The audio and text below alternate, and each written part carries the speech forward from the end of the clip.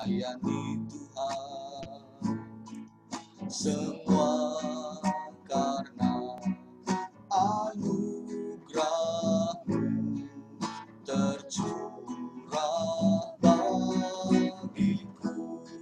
Besar anugerah, besar anugerah-Mu, berlimpah kasih-Mu,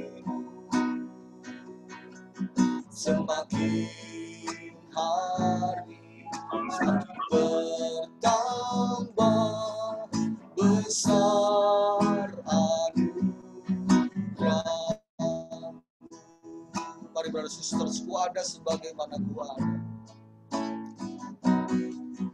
Ku ada sebagaimana ku ada.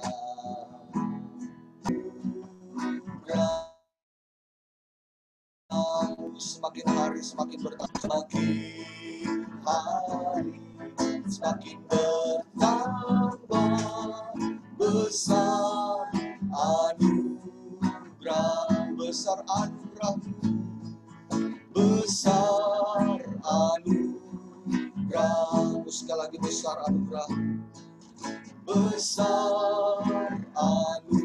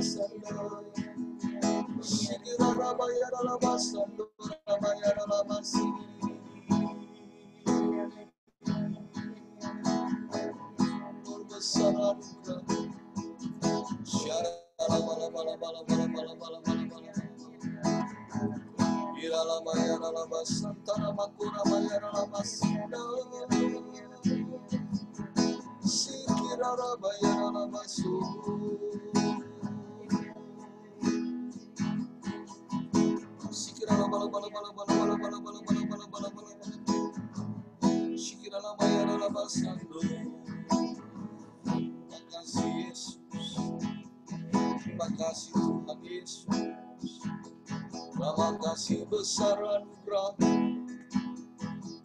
terima kasih besar cinta-Mu bagi kami. Terima kasih Tuhan, terima kasih Tuhan Yesus, terima kasih Tuhan. Engkau sungguh baik bagi kami Tuhan. Engkau sungguh baik di dalam hidup kami. Tak berkesudahan kasih setia Tuhan di dalam hidup kami. Layaklah kami puji dan kami sembah Engkau, karena besar anugerah Tuhan di dalam kehidupan kami. Ini hidup kami, ini penyembahan kami, ini hati kami Tuhan. Kami persembahkan kepada-Mu. Dan kami sore hari ini rindu mendengarkan firman-Mu. Bapa, lembutkan hati kami, supaya kami bisa mendengarkan Engkau. Jauhkan daripada kami hati yang keras, supaya kami jangan sampai kami tidak dapat mendengar Engkau katakan bagi kami. Tetapi sekali lagi Tuhan, lembutkan hati kami, dan biar kami bisa semakin mengenal dan mengerti rencana-Mu dalam hidup kami. Berkati CFI ya Tuhan, dan pakai lidah bibirnya untuk menyatakan maksud dan kehendak Tuhan bagi kami semua. Urapi dia dan kami semua, supaya kami juga bisa mendengarkan dengan baik, dan kami bisa mempraktekkannya di dalam kehidupan kami. Bagi Tuhan Yesus, ini doa kami sore hari ini, yang kami naikkan hanya di dalam nama Yesus Tuhan, Allah kami yang hidup dan berkuasa kini dan sepanjang segala masa. Amin. Amin. Amin. Shalom semuanya, brothers and sisters. Juga ada yang baru pertama kali join. Seperti tadi sudah dikatakan di awal bahwa pertemuan ini adalah pertemuan rutin dari grup WA Love in Unity sejak ada PSBB. Jadi kita berkumpul setiap hari untuk berdoa bersama dengan sedikit firman, lalu berkembang dan kita putuskan bersama setiap hari Senin kita buka untuk umum atau kenalan-kenalan aja, bukan untuk umum sih sebenarnya ya. Jadi teman-teman dari orang yang ada di grup ini. Selamat sore sekali lagi. Hari ini kita akan masih berbicara tentang relasi, karena ini masih berhubungan dengan bagaimana kita berrelasi dengan Tuhan secara intim. Jadi kita mencari kehendak Tuhan, temanya adalah mencari kehendak Tuhan melalui kontemplasi. Kontemplasi itu adalah salah satu cara kita berdoa atau berjumpa dengan Tuhan dan mengetahui apa yang sebenarnya Dia kehendaki untuk hidup kita. Kalau nanti saya kecepatan tolong kasih tahu ya, atau kalau suara saya tidak kedengaran tolong kasih tahu. Nah, saya mau mulai dengan apa yang artinya kontemplasi. Kontemplasi itu adalah merenung atau memandang. Jadi satu cara hidup untuk merenungkan atau memandang hidup kita dengan penuh ketenangan, dengan mati raga, dengan berdoa, dengan mati raga, dengan puasa lah sebagainya, supaya doa kita, kehidupan doa kita itu lebih mudah, karena kita saya nggak tahu kita, tapi saya sendiri sering mendengarkan atau ditanya sama orang, saya kalau mau berdoa itu susah sekali, susah konsentrasi, paling saya cuma bisa paling maksimal 5 menit dan seterusnya. Padahal doa itu adalah kehidupan, adalah satu hal yang terpenting di dalam hidup kita sebagai orang Kristen atau sebagai murid Yesus. Dan ini adalah salah satu cara untuk kita berelasi ya, kontemplasi. Kontemplasi menurut Plato itu adalah kita mengalami visi Tuhan, kita mempunyai pengalaman pribadi dengan Tuhan, akan kehadiran Tuhan. Jadi kontemplasi menurut Plato. Atau adalah satu tindakan di mana kita melihat yang transenden atau kita melihat Allah di luar aktivitas pikiran kita yang biasa-biasa. Jadi dengan bimbingan Tuhan tentunya, dengan rahmat Tuhan. Jadi cara kontemplasi.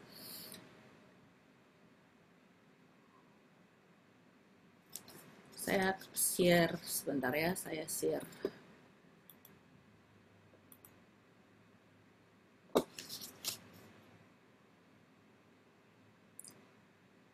Kontemplasi bisa juga disebut sebagai doa imajinatif. Doa imajinatif.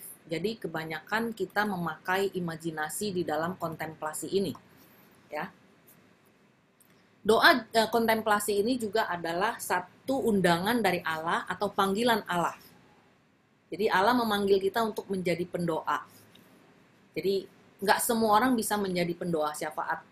Jadi hanya orang-orang yang dipanggil khusus bisa untuk menjadi pendoa syafaat.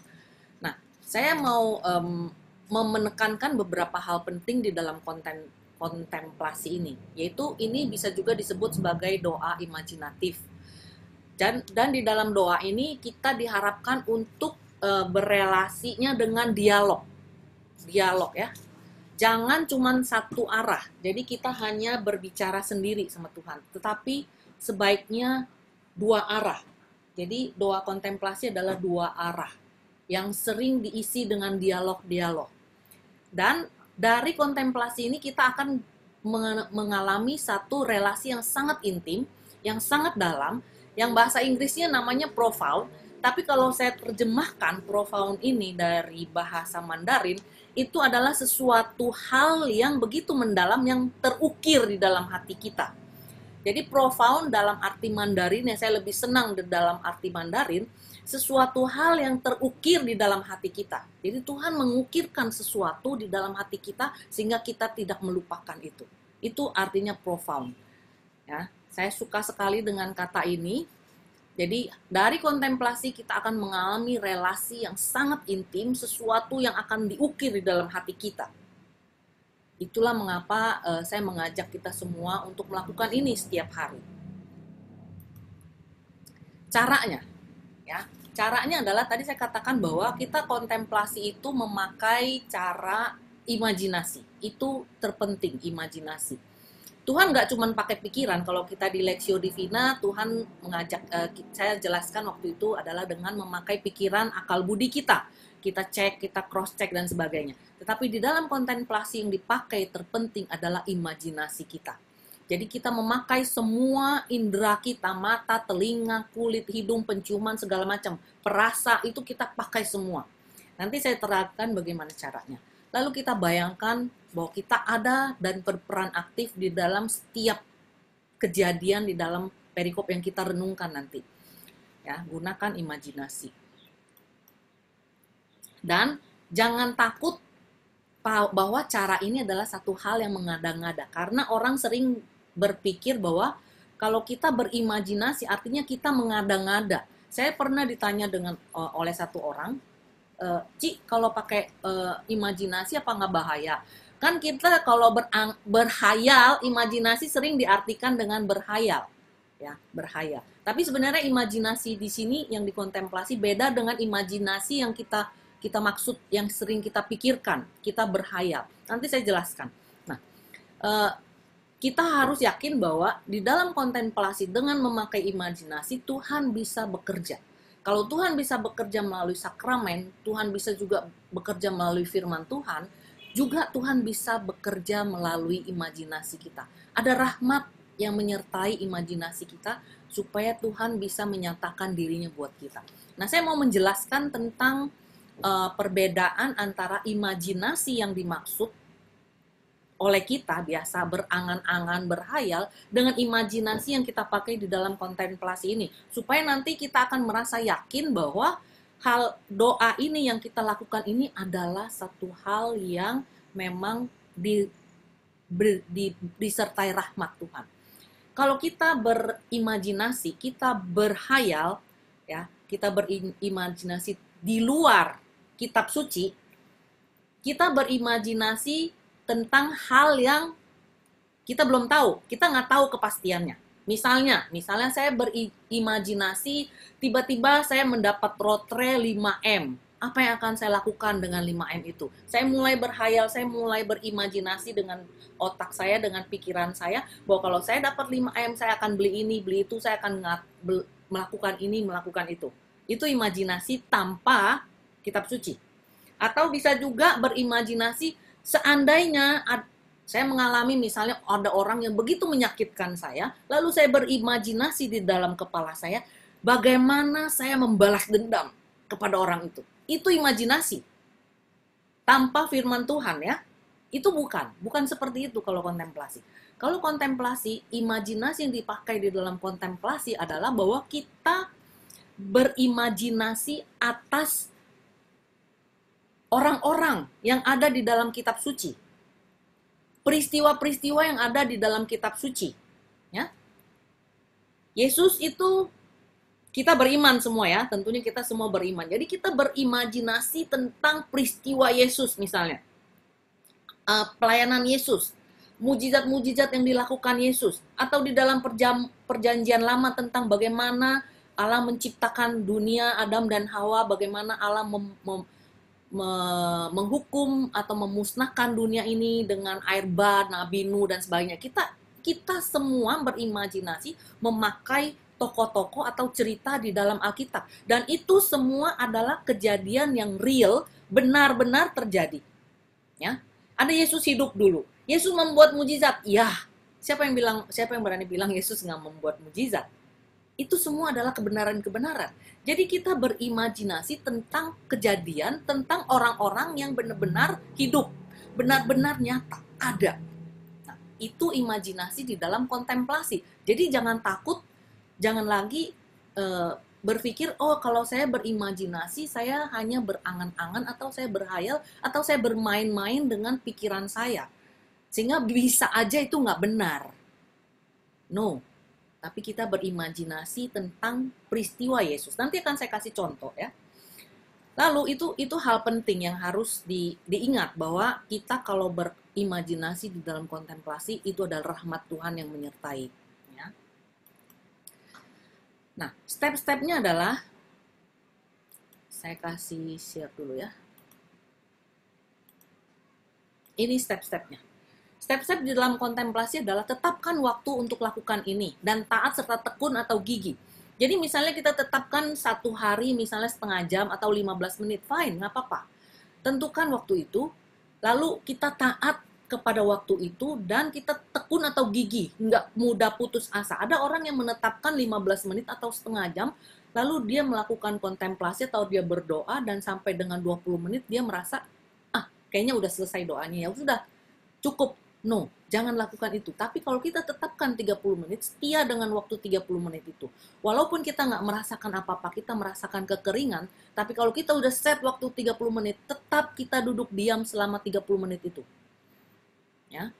Lalu yang kedua, pada saat kita melakukan ini, kita sudah nentukan perikop atau yang ayat-ayat mana yang mau kita lakukan, atau kita kontemplasikan. Dan kita buka dengan berdoa, minta rahmat. Apa yang kita inginkan dari doa hari ini.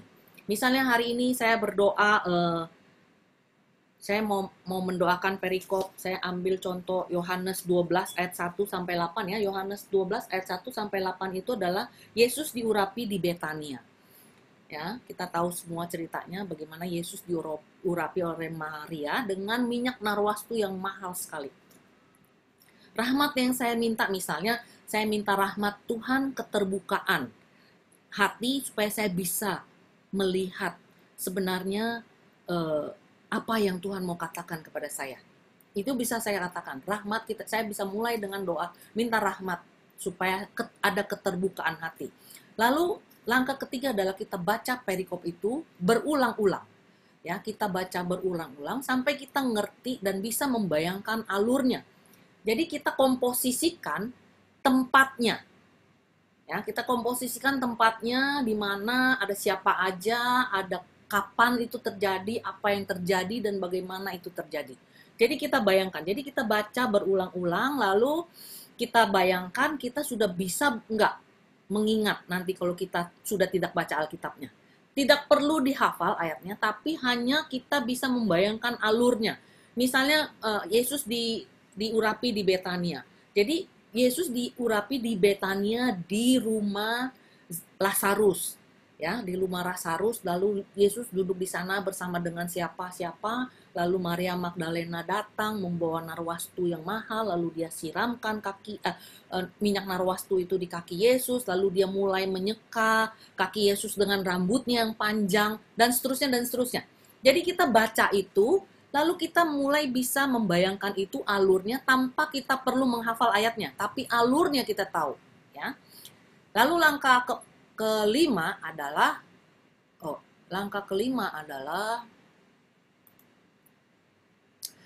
tutup kitab sucinya, tutup mata, lalu mulai duduk tenang, lalu mulai masuk ke dalam cerita tadi dan mulai membayangkan. Ya. Terus tempatkan diri kita di dalam kejadian itu secara aktif. Jadi artinya kalau secara aktif kita nggak cuma nonton, kita nggak cuma lihat dari jauh, tapi kita berdialog. Jadi misalnya kalau di dalam ruangan itu ada tamu, ada murid Yesus, ada Maria Magdalena sendiri, ada Lazarus, kita boleh berdialog dengan mereka. Tanyakan kenapa atau apa yang kita nggak ngerti atau apa yang menjadi ganjalan di dalam hati kita. Ya, nomor 6. Terus sesudah selesai kita akhiri dengan rasa syukur dan terima kasih serta doa Bapa kami. Sesudah itu semua selesai, kita catat di dalam jurnal. Nah, kenapa saya katakan yang terakhir kita harus catat di dalam jurnal doa. Tidak perlu catatnya itu setiap kejadian atau dialog yang kita lakukan pada saat kita doa, tapi cukup satu kesimpulan atau 1-2 kalimat singkat untuk mengingatkan kita bahwa ini loh pesan Tuhan dari doa saya dari perikop ini, ya.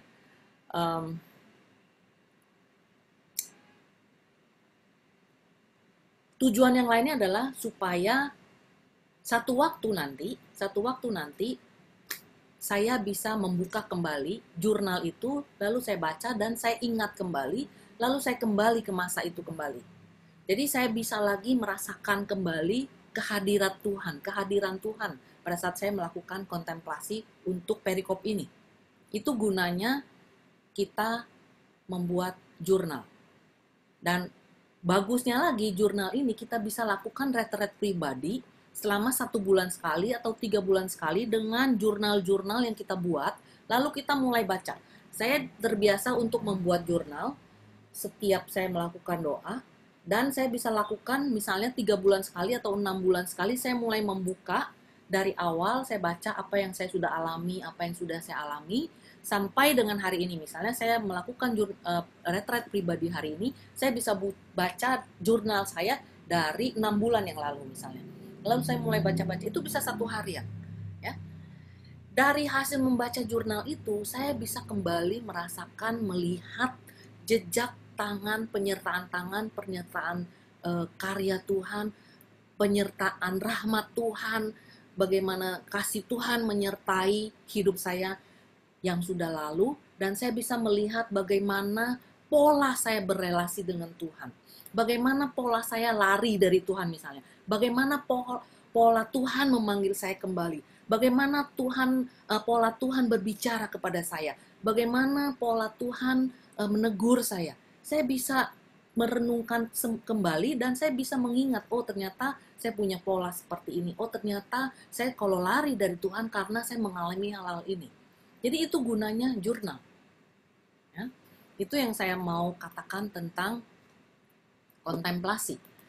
Oke, nah kita akan mulai dengan sedikit praktek, yaitu Yohanes 12 ayat 1 sampai 8. Ya. Kalau ada yang bisa membuka kitab suci, silakan dibuka, lalu baca pelan-pelan, sambil saya juga baca, sambil mendengarkan. Jadi saya baca, Bapak Ibu, teman-teman semua dengarkan, lalu sambil juga melihat. Ya. Yohanes 12 ayat 1 sampai 8. Ya. Yesus diurapi di Betania. 6 hari sebelum Paskah, Yesus datang ke Betania, tempat tinggal Lazarus yang dibangkitkan Yesus dari antara orang mati. Di situ diadakan perjamuan untuk dia, dan Marta melayani, sedang salah seorang yang turut makan dengan Yesus adalah Lazarus. Maka Maria mengambil setengah kati minyak narwastu murni yang mahal harganya, lalu meminyaki kaki Yesus dan menyekanya dengan rambutnya, dan bau minyak semerbak di seluruh rumah itu. Tetapi Yudas Iskariot, seorang dari murid-murid Yesus yang akan segera menyerahkan dia, berkata, "Mengapa minyak narwastu ini tidak dijual 300 dinar dan uangnya diberikan kepada orang-orang miskin?" Hal itu dikatakannya bukan karena ia memperhatikan nasib orang-orang miskin, melainkan karena ia adalah seorang pencuri. Ia sering mengambil uang yang disimpan dalam kas yang dipegangnya. Maka kata Yesus, "Biarkanlah dia melakukan hal ini, mengingat hari penguburanku. Karena orang-orang miskin selalu ada padamu, tetapi aku tidak akan selalu ada pada kamu." Demikianlah firman Tuhan. Terpujilah Kristus. Nah, yang kita lakukan, apa yang akan kita lakukan kalau kita mau melakukan kontemplasi ini? Oke, kita mulai dengan doa, ya, minta doa. Kita minta berkat, rahmat apa yang kita perlukan untuk masuk ke dalam perikop ini. Lalu step yang kedua adalah kita mulai membaca pelan-pelan tadi, lalu kita mulai membuat komposisi daripada tempat kejadian ini. Oke? Ya, saya mulai dengan katanya 6 hari sebelum Paskah Yesus datang ke Betania, tempat tinggal Lazarus. Tahu ya, Lazarus itu saudaranya Maria dan Marta yang pernah mati dan dibangkitkan kembali sama Yesus. Jadi Yesus sangat mengasihi ketiga saudara itu, ya. Lalu di situ diadakan perjamuan untuk dia dan Marta melayani. Sedang salah seorang yang turut makan dengan Yesus adalah Lazarus. Kalau kita baca ayat ini, di situ diadakan perjamuan untuk dia. Kalau yang namanya perjamuan artinya banyak orang kan? Perjamuan. Dan Marta melayani, berarti ada orang pasti, ramai, nggak cuma Maria, Marta, Lazarus, sama apa tadi si siapa itu Judas Iskariot. Nggak cuman mereka aja, tetapi pasti banyak orang karena ada yang melayani dan dikatakan itu adalah perjamuan. Maria lalu mengambil setengah kati minyak narwastu murni yang mahal harganya, lalu disiram ke kaki Yesus, dia usap dengan rambutnya yang panjang, lalu seluruh ruangan itu wangi. Nah, kita mulai bayangkan nih, Yesus datang ke rumah Maria, Marta, dan Lazarus. Kalau yang udah pernah pergi ke Israel dan pernah pergi ke rumah mereka, bisa membayangkan. Kalau tidak pernah pergi, juga tidak apa-apa. Kita semua punya rumah kan? Ya nggak? Kita kan semua punya rumah, tinggal di rumah. Lalu kita mulai membayangkan kita ada di rumah kita sendiri, dan di dalam rumah itu kita sedang melakukan perjamuan, pesta. Dan di dalam pesta itu banyak orang yang hadir. Ya, banyak orang yang hadir, terus ada cateringannya, ada yang ngelayanin cateringan, makan, minum, dan sebagainya. Kita bayangkan dulu tempatnya. Kita lihat. Nah, dan kita adalah salah seorang yang ada di dalam perjamuan itu. Kita jangan menjadi orang yang melihat, atau boleh juga sih kalau mau. Tapi kita harus aktif di dalam situ. Kalau kita mau menjadi penonton, fine. Tapi kita harus aktif di dalam perikop itu, di dalam kejadian itu. Perjamuan di dalam rumah saya, ada yang saya undang, ada yang melayani. Lalu tiba-tiba ada orang datang. Perempuan, rambutnya panjang, cantik, bawa minyak wangi banget, mahal banget, disiramkan ke kaki, lalu dia usap dengan rambutnya, dan seluruh ruangan penuh wangi-wangian. Nah, bayangkan, pakai seluruh indera kita. Kita bayangkan bagaimana tiba-tiba masuk seorang perempuan, rambutnya panjang, cantik, bawa minyak wangi gitu kan. Apa perasaan kita? Ya. Wah, kalau yang cowok pasti bilang, wah cantik banget cewek ini. Wah, manis banget ini rambutnya panjang. Begitu kan, nggak apa-apa. Imajinasi, yang penting kita bayangkan, oh Maria masuk dengan narwastunya. Setengah kati dia angkat. Lalu bagaimana indera penciuman kita. Dia bawa minyak wangi, narwastu yang wangi dan mahal. Kebayang nggak? Begitu dia masuk, kita mulai mencium. Apa rasa yang kita cium? Wangi apa yang kita cium di dalam ruangan itu? Ya? Apa yang kita cium? Lalu, apa yang terjadi pada saat kita melihat, atau misalnya saya mengambil posisi saya sebagai Maria, sebagai Marta, lalu saya melihat bagaimana Maria menuangkan minyak yang mahal yang luar biasa itu ke kaki Yesus. Apa perasaan saya? Apa pikiran saya? Apa yang mau saya katakan? Apa yang saya pikirkan? Ya kan? Jadi seperti itu, aktif. Ya kan? Lalu tiba-tiba Yudas Iskariot maju dan dia berkata, Yesus, kenapa kau izinkan Maria membuang dengan cuma-cuma minyak yang segitu mahal dan kamu tidak mencegahnya, karena uang sebesar itu kita bisa buat nyumbang, kita bisa buat baksos.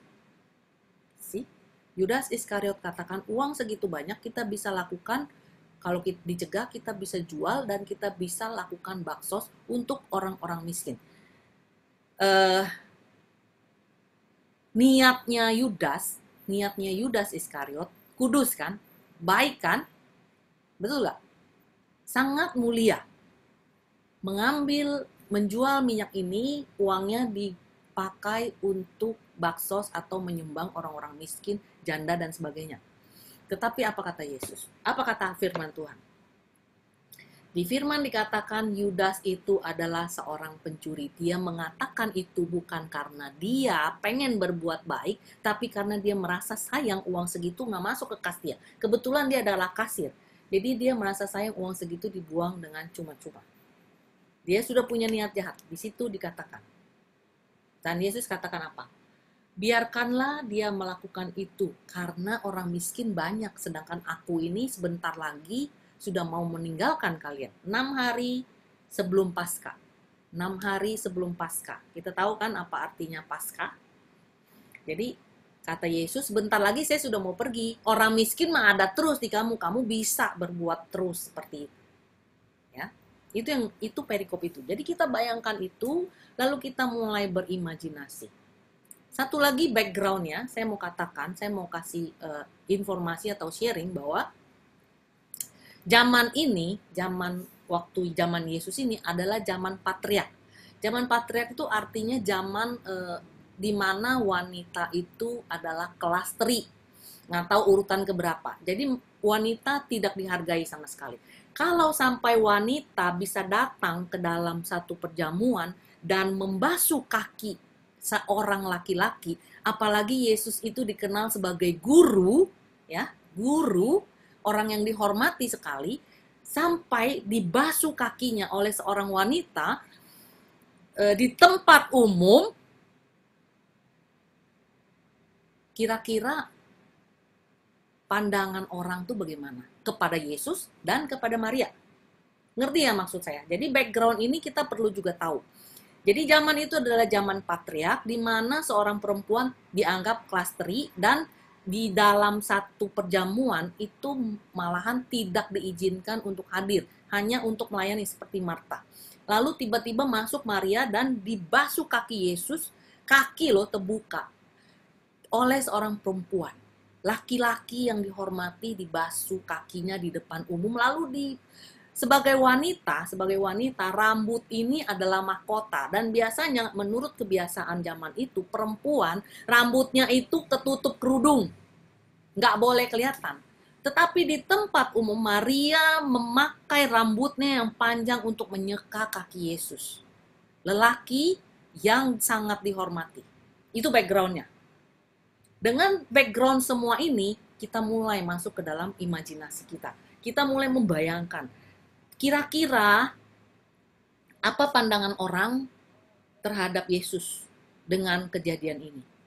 Apa yang menjadi pandangan orang terhadap Maria yang gak malu-malu menyeka rambut Yesus, menyeka kaki Yesus dengan rambutnya?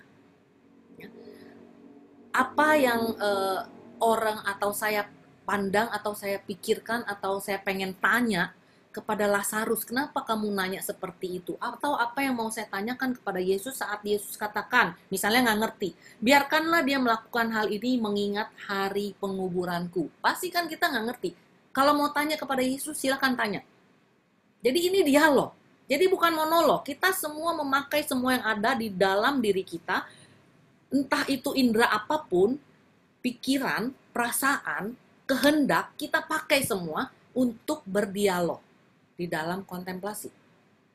Dan kita akan melihat bagaimana atau apa yang Tuhan mau katakan, atau apa yang mau Yesus katakan kepada saya saat ini melalui perikop ini. Melalui Lazarus, melalui Marta, melalui Maria, atau melalui Yesus sendiri, keadaan Yesus, atau orang-orang tamunya, apa yang mau Yesus katakan kepada saya? Ya, kira-kira seperti itu. Saya kasih waktu kita semua sekitar 5 menit, kita mulai kontemplasinya. Dengan semua background atau latar belakang yang sudah saya ceritakan tadi. Oke? Kita mulai. 5 menit ya.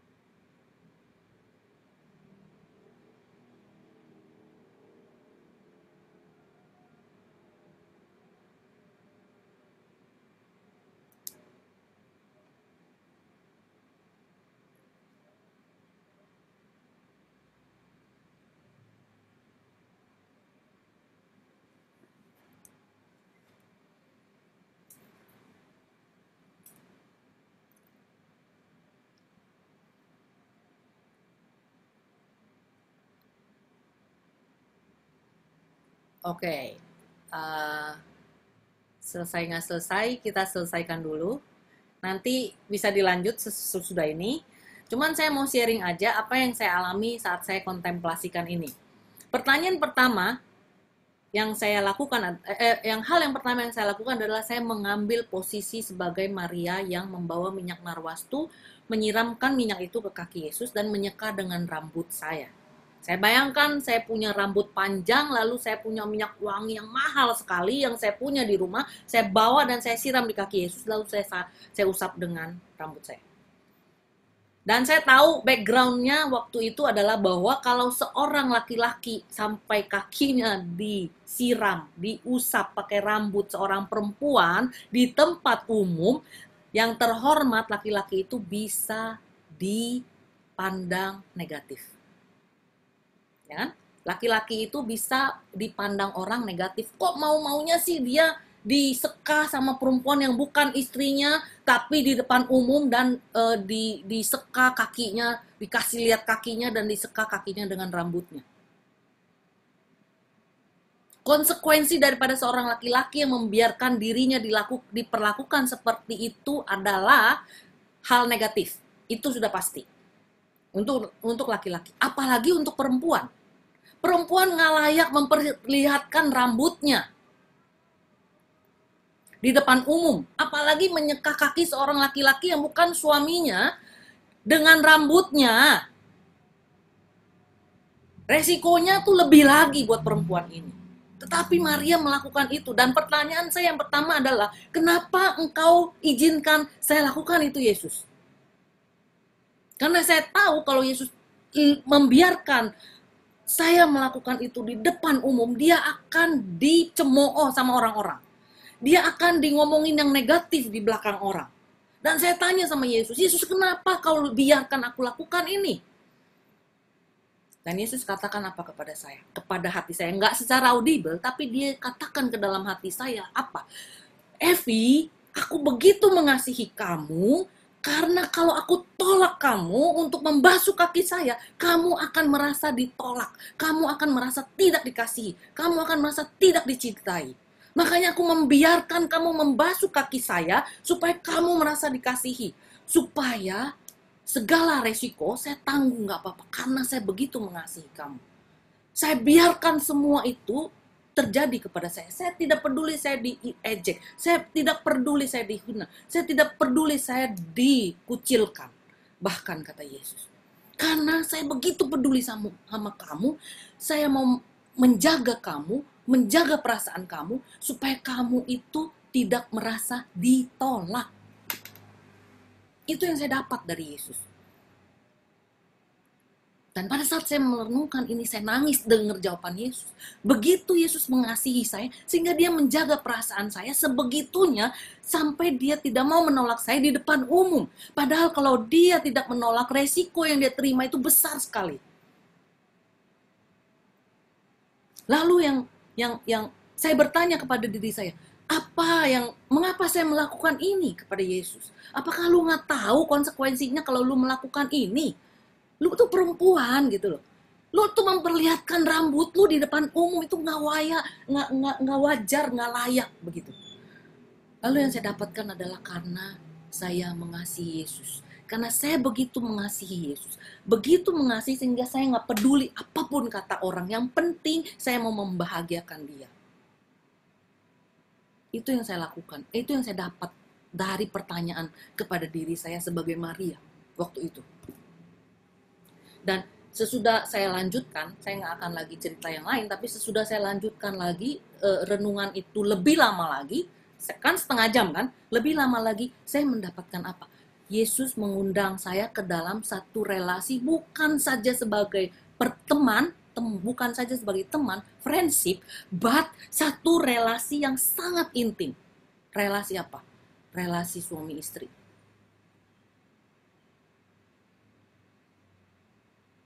Yesus mengundang saya kepada satu relasi yang begitu dalam, yang hanya bisa dilakukan oleh orang yang sudah married. Karena perempuan nggak bisa itu memperlihatkan, laki-laki tuh nggak bisa membiarkan wanita yang bukan menjadi istrinya untuk melakukan hal itu di depan umum. Jadi artinya apa? Tuhan mengundang saya kepada satu relasi yang begitu intim, relasi suami istri. Dan di situ itu saya lakukan retret itu adalah tahun 2018. 2018 dan saya catat semua itu ada di sini. Ada di sini. Ya.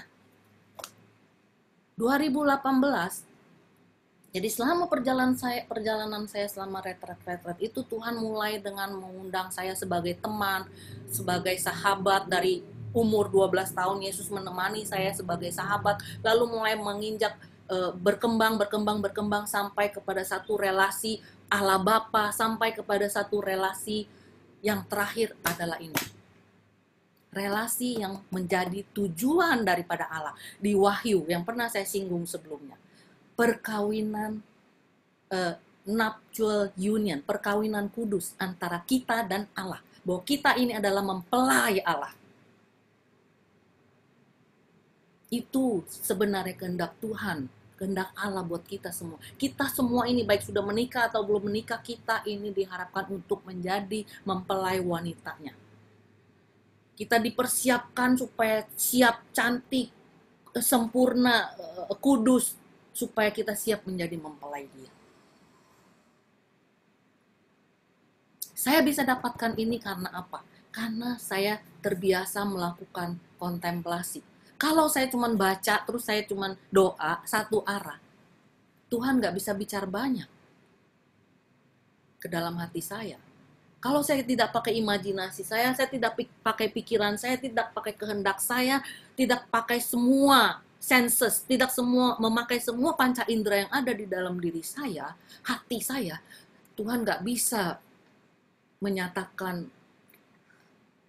kehendaknya yang begitu mulia, yang begitu dahsyat, yang begitu baik, yang begitu kudus buat saya. Nggak bisa. Saya nggak bisa terima soalnya.